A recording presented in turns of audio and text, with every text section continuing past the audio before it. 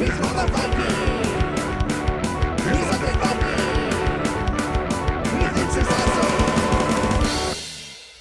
everybody, this is me, Undead Viking. I want to talk to you about this game. It is called Overseers. Now, Overseers is a card drafting game that kind of has this, like, not hidden role thing, but it has like a hidden card mechanism where you are kind of hiding how well you're doing until you have this reveal moment where then you will show everybody like how many points you got, and then hopefully over the course of a few rounds you'll end up with the most points.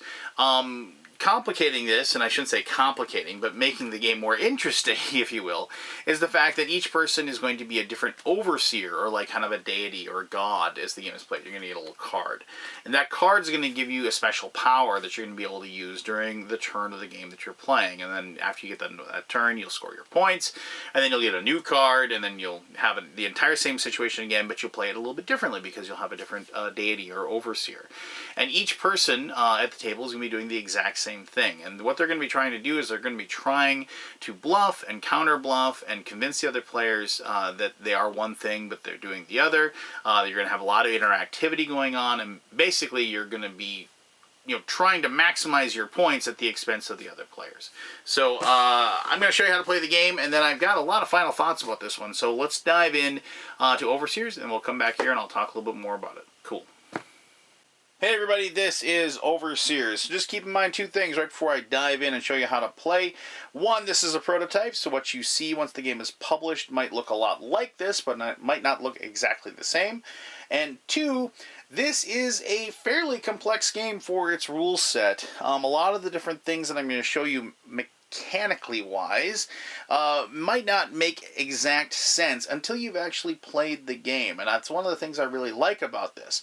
But let me talk about that in my final thoughts. I don't want to do that as I'm actually showing you how the game is played. Alright, so quickly, what are you looking at here?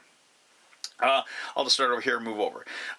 These are little money coins, whatever. I like the little holes in those. Those are pretty cool. The back of each one of these coins is the same. So here's a 1 coin, and then here is a 20 coin. The coins are the victory points in this game. After each round of the game, you will earn a certain number of points, and whoever ends up with the most number of points wins the game. Now, the backs are different because you stack these up face down in front of you as you earn them. And so you need to keep those secrets so people don't know how well you're doing, because this is a game where people can exert influence on other people and mess with other people. Now, you may very well have a person in your gaming group, like I do, that's some sort of math wizard. Mine is Shad. He took calculus or something when he was in 5th grade. So he's able to keep numbers in his head really, really easily. So when we play a game like this with somebody like him, we usually just have the scores open and available, just because then everybody's on a playing field. So just keep that in mind. Moving on a little bit, these are voting discs. Each one will get one. During the voting phase, you will use this to vote on the player that you think is going to score the most points in the game. The reason you do that will be evident once I show you how the game is played, but that's what those are. This is the first player marker. The first round of the game, that will be distributed randomly. After that, whoever scored the least number of points on the previous round will get the first player marker. The first player marker is also the tiebreaker. Whoever is the first player gets to break any and all ties that happen during a game round. These are the different character cards, the overseers of this world, the godlike deities that you have. One of these will be given to each person randomly at the beginning of a round. When you get that, you will get a certain power as you play that particular round of the game. Now, these cards I've actually placed in order for their abilities as the round is played, and that just made it easier for me to do this video, obviously. But you are not going to hand them out in order, obviously. Each person will get a little cool game flow mat. That's actually very, very helpful, especially if you haven't played the game yet, because it tells you when each person's power comes into effect and what that effect is. All right, so this is the trait stack. Depending on the number of players, you may remove a certain number of cards from this. I'm like showing you a 6-player game, so I'm not removing any of these cards. Each of these cards has a very distinct color, so it's easy to tell, but it also gives the name of it. These are the lust cards, and they have a point total that they will be worth at the end of the round.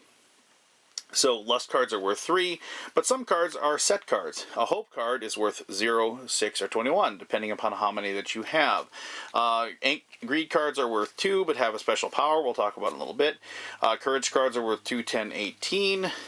Benevolence cards are worth 4, and anger cards are worth 6. Now, before I dive in, the cards at the end of the round, you will reveal all your cards.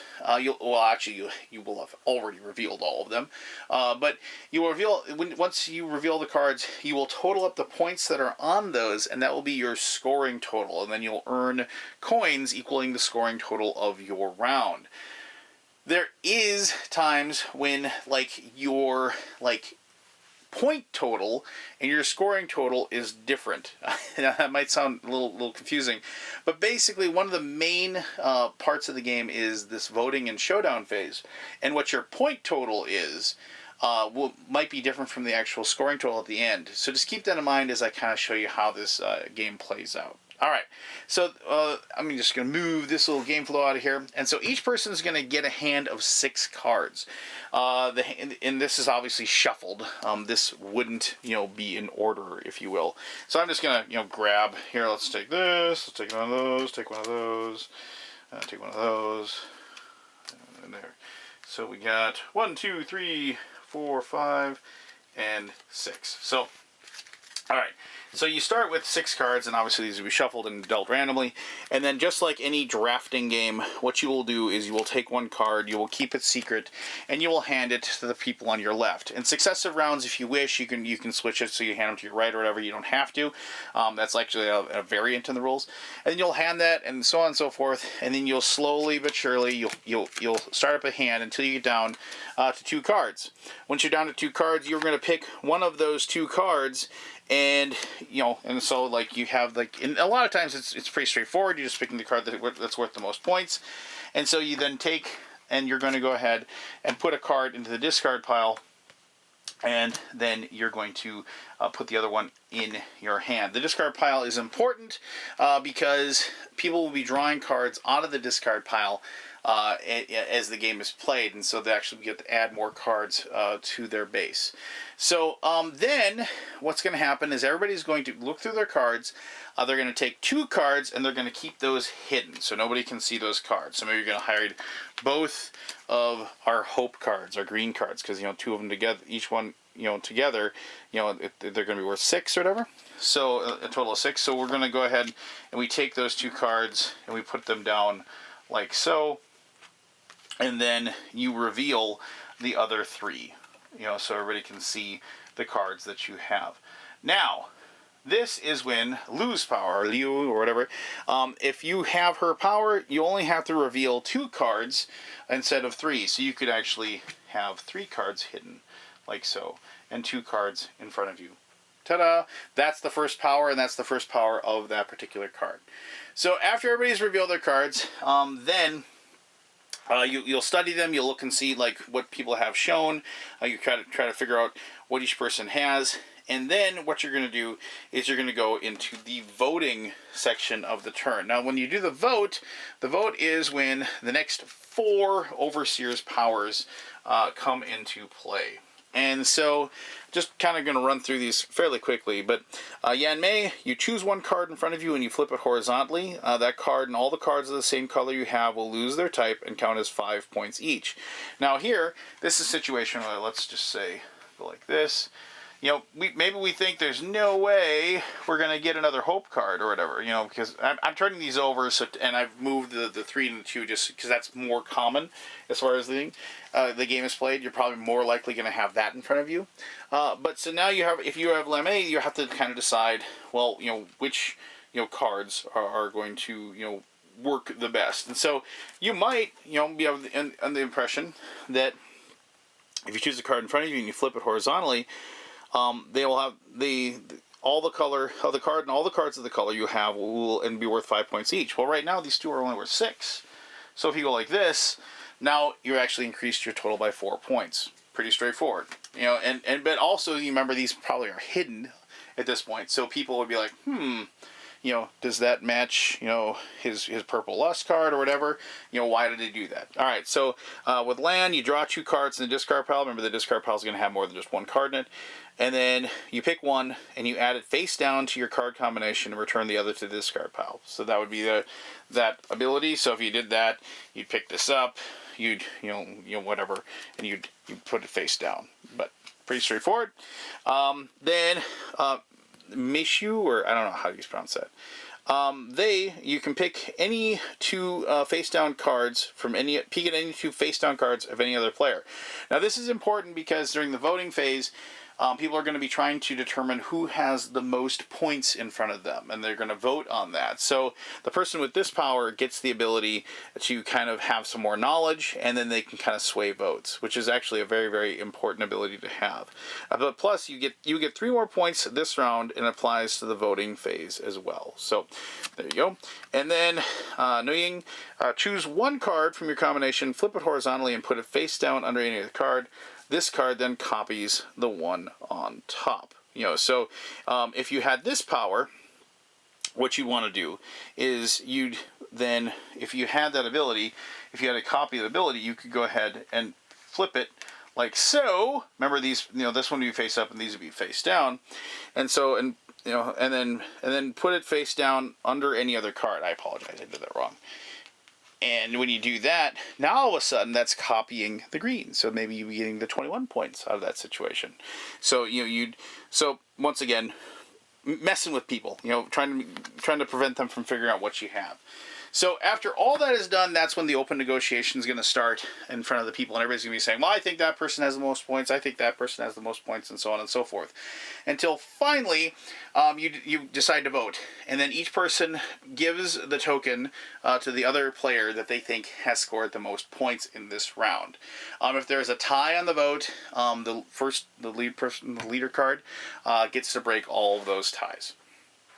Whoever is picked as the person who has the most points has 2 choices. They can either deny that it's the case, in which case then you go to the showdown phase, and then we'll have something else that happens there depending upon whether it's true or not, or you can admit it. And if you admit it, you get to discard 2 cards of your choice. Now you might be saying, well, why would you do that? Well, okay, so if you deny it and you go to the showdown, and turns out, because everybody reveals all their cards at that point, if you deny it and you go to the showdown and it shows that you actually did, you have to lose your top 2 scoring cards. Basically, if this was the case, because remember this is like considered green, you'd have to lose 2 of these, meaning that you'd go down from 21 points to 10. But if you say, yeah, I have the most points, you can go ahead, you'd be able to discard these 2. And you'd still have 21. So you'd have more points in that case. Now, the cool thing about that is you could be wrong, and you just gave up a bunch of cards for nothing. You know, so it's kind of the cool part of the voting phase, obviously. So after you do that, the showdown with everybody, then you're going to move on to the greed phase. I apologize. I got 2 other powers I forgot to talk about in the showdown. These 2 Overseer's powers come into effect. So during showdown phase, anger cards will count double, resulting in 12 points each. But that does not apply during the scoring phase. So, basically that's the difference between the showdown total, as I was talking about, and the scoring total.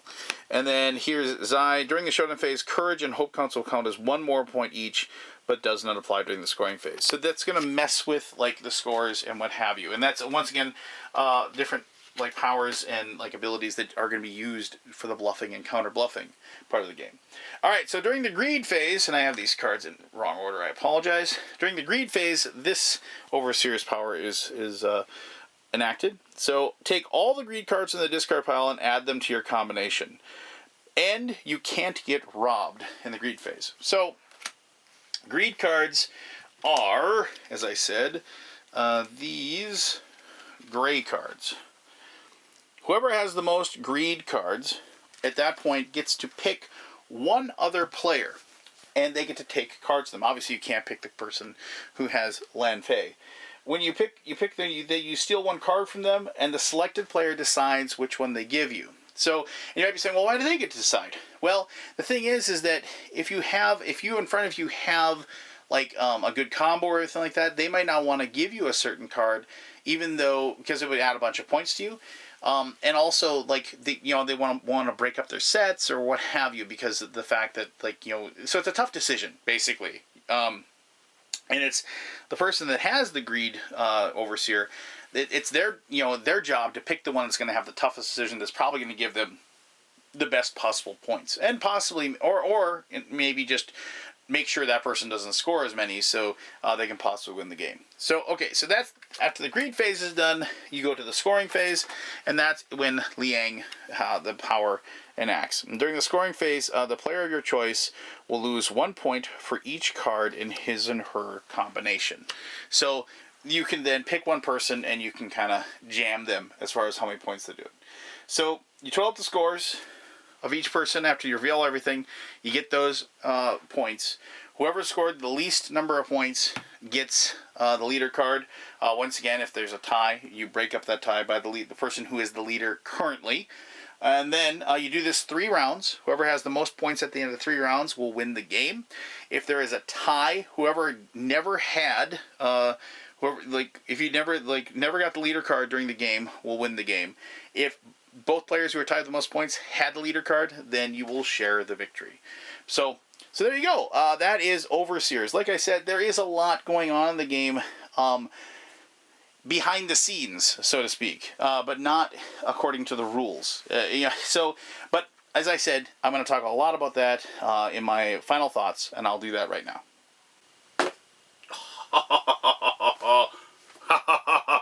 Okay, Overseers. All right, so I said I had a lot of final thoughts about it. I said I wanted to dive into the strategies or whatever. So I remember when I first read the rules, I was staring at it, and I was like, okay, well, this seems simple enough. Just keep one of these cool little cards in front of me. So, well, that's the scoring side. I didn't show you that one, but and then keep like the game flow side over here, and so then I'll be able to kind of follow the game and figure it out as I'm playing. And the first time we played it, it was just kind of like everybody at the table kind of just felt like I don't really know what I'm doing. It's just like, I'm doing stuff because the game's telling me to do stuff, but I don't know why I'm doing stuff.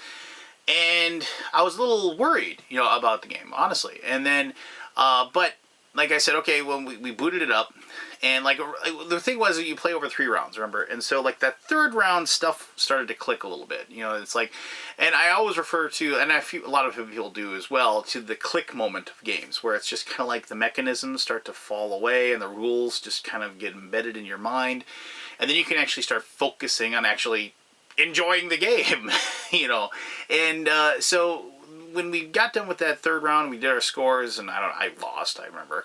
But we're like, okay, let's boot it up, let's play it again. Because the game does play pretty quick, obviously. And so we played it again. And now, all of a sudden, when I was drafting the cards, I was looking at the Overseer that I was, comparing that to the other players, seeing what the cards they had, starting to deduce what they were going to be trying to do. I was starting to deduce what the person I was passing the cards to, what kind of cards they might be looking for. And so when that drafting then became more than just me trying to figure out, like what card's best for me. I had to start actually thinking beyond the passing, of the points or the cards or the traits. And so, it built up from that moment. And then that 2nd time I played it, it was like all of a sudden, like right around like the 2nd round, it was like, bing, the light turned off. And I was like, holy cow, this game's amazing. And, this is one of those games that like feels a little bit like that social deduction game, that small social deduction game, the love letters and the clones, if you will, that are prevalent in our hobby right now. But it feels like there's actually like meat on the bone with this one. I mean, those games are fun, and I've enjoyed them, and I still enjoy them a great deal. But, you know, they are almost an exercise at this point. You know, it's just kind of like, okay, you know, it's like, you're the princess, you know. So, you know, it kind of, you know, it lost some of the zing, if you will, once, you know, the kind of strategies and the guesswork are gone, you know, and you were just kind of like, okay, well, and you know what you're supposed to do. This one, it feels like, with repeated plays, and like we got to the table several times that evening, it never really lost that, especially because of the fact that you have that wonderful voting phase. And I love anytime I get to just talk and yeah, Lance talks a lot. But anytime I get to talk and start to try to convince the people around me that I'm something that I'm not, the games like this, that immediately sparks interest in me, immediately sparks enjoyment out of the situation, because even if I'm caught, you know, it's like I'm laughing as I'm getting caught, you know, because I'm trying as hard as I can to convince somebody. You know, it's like, no, no, these cards stink. I can't show them to you because the rules won't let me, but trust me, these cards stink. I don't have a lot of points. You don't want to pick me as the person, you know. And then, of course, since you're saying that, they're like, well, does he have it then? Or is it because he's saying that he's saying it then? You know, so I think that you think that I think that you think kind of thing. And I like that moment where you're making somebody decide, you know, and pick, you know, and then you find out whether or not you're right or wrong. And I love reveal moments in games. I love mystery, and then here's what it is. And then you find out whether you're right or wrong. And, you know, and because you play over 3 rounds, it never really feels like you're out of it. You know, it's like you always feel like if I have a good second or third round, you know, even if I kind of tank the first one, I can still pull off a win. And plus, everybody kind of has an idea. Usually, even with the hidden money, you can have an idea of who's doing really well. And then you can kind of go after that person to drag them back down to the middle, if you will. I mean, for all those reasons, and you know, just because of the fact that, like, the shouting matches I had with my friends with this game, enjoyable shouting matches. I really enjoyed playing Overseers, and the art's cool. It's very evocative for the theme, and I think that if you are a fan of drafting games, if you're a fan of secret knowledge games, I think you're going to enjoy this one a lot. So there you go. If you have any questions about Overseers, ask away. I'll be happy to answer those to the best of my ability. As always, thank you very much for taking the time to watch this video, and until next time, I'm the Undead Viking, and I'm telling you to have yourself one heck of an awesome day. Alright.